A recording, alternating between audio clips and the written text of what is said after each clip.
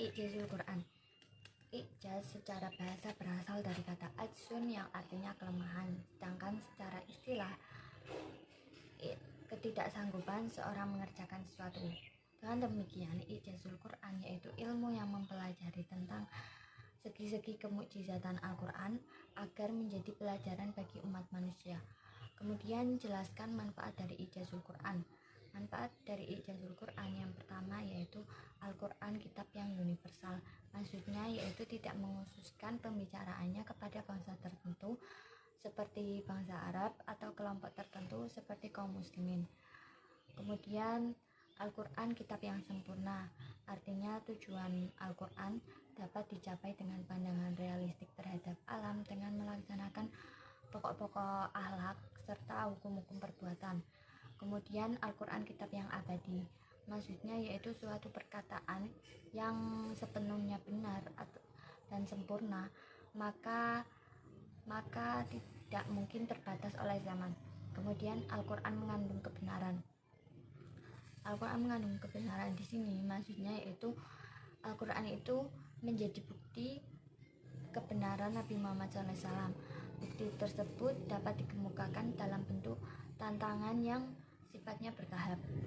Kemudian jelaskan tujuan Al-Quran dan sejarah Al-Quran. Sejarah I'jaz Al-Quran. Tujuan dari I'jaz Al-Quran yang pertama yaitu untuk membuktikan kerasulannya Nabi Muhammad SAW. Yang kedua yaitu untuk membuktikan bahwa Al-Quran merupakan wahyu dari Allah Subhanahu wa Ta'ala. Yang ketiga yaitu untuk menunjukkan kelemahan mutu sastra dan balaghah bahasa manusia. Kemudian yaitu untuk menunjukkan kelemahan daya upaya dan realistik manusia, rekayasa manusia. Kemudian selanjutnya yaitu sejarah I'jazul Quran. Sejarah I'jazul Quran dimulai pada zaman Nabi Muhammad SAW. Sebagian dari mereka ada yang mengatakan bahwa Al-Quran merupakan syair, ada juga yang mengatakan bahwa Al-Quran adalah sihir dan lain sebagainya. Kemudian diberikan tantangan oleh Allah Subhanahu wa Ta'ala. Tantangan pertama berupa hendaklah mereka mendatangkan kalimat yang seperti Al-Quran itu jika mereka orang-orang yang benar. Tapi tantangan tersebut tidak dapat mereka penuhi.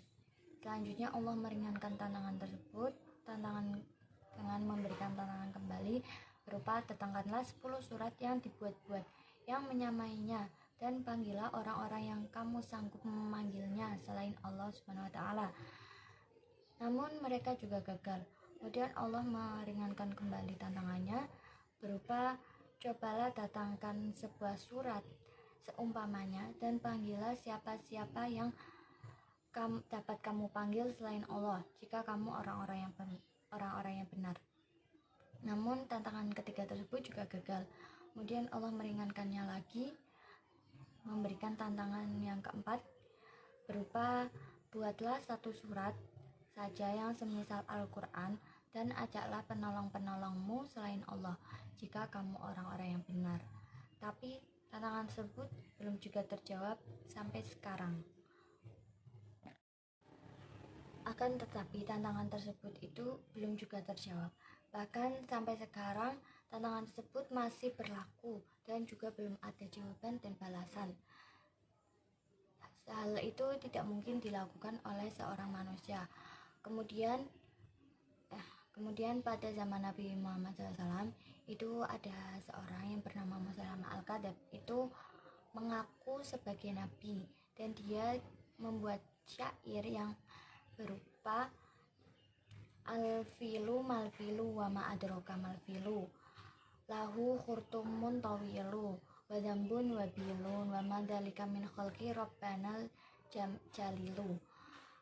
Kalimat di atas itu jika dilihat sekilas nampaknya dari segi bahasanya itu sudah teratur, namun itu hanya berlaku bagi orang-orang yang bodoh saja, yang tidak berilmu. Karena setiap orang yang berilmu itu pasti tahu bahwa kata wama adroka itu dipakai untuk menunjukkan suatu keagungan yang agung dan berpengaruh, bukan dipakai untuk menunjukkan gajah. Kemudian apabila dilihat dari segi maknanya, makna kalimat di atas yaitu hanya nyanyian lagu anak-anak kecil yang berjudul Gajah.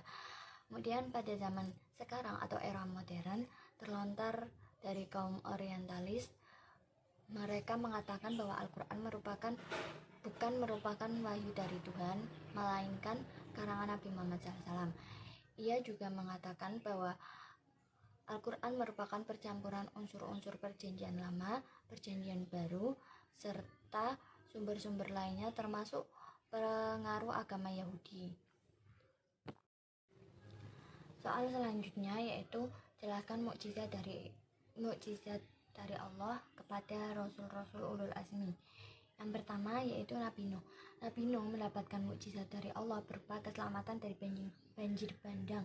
Pada zaman itu Allah memberikan ada banjir bandang kepada kaum Nabi Nuh yang mengingkari ajaran-ajaran yang dibawa oleh beliau. Kemudian saat peristiwa banjir tersebut, Nabi Nuh beserta pengikutnya itu berhasil selamat karena berada di dalam bahtera yang sudah dibuat sebelumnya. Kemudian mukjizat dari Nabi Ibrahim. Nabi Ibrahim hidup pada zaman Raja Namrud, di mana saat itu banyak masyarakat yang menyembah berhala. Salah satu cara yang dilakukan oleh Nabi Ibrahim untuk mencegah masyarakat agar tidak menyembah berhala ialah menghancurkan berhala.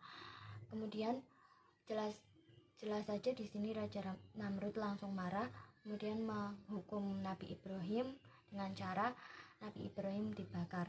Tetapi atas kehendak Allah, Nabi Ibrahim dapat selamat dari panasnya api yang membakar. Mukjizat Nabi Musa. Nabi Musa mendapatkan mukjizat berupa tongkat yang dapat berubah menjadi ular. Selain itu, tongkat itu juga dapat membelah Laut Merah yang menjadi sebuah jalan, sehingga Nabi Musa beserta pengikutnya itu berhasil selamat dari kejaran Fir'aun. Kemudian mukjizat Nabi Isa. Mukjizat dari Nabi Isa yaitu Nabi Isa dapat menghidupkan orang-orang yang sudah meninggal dan juga dapat menyembuhkan orang-orang yang buta. Selain itu, Nabi Isa juga memiliki mukjizat berupa kitab Injil. Kemudian mukjizat Nabi Muhammad.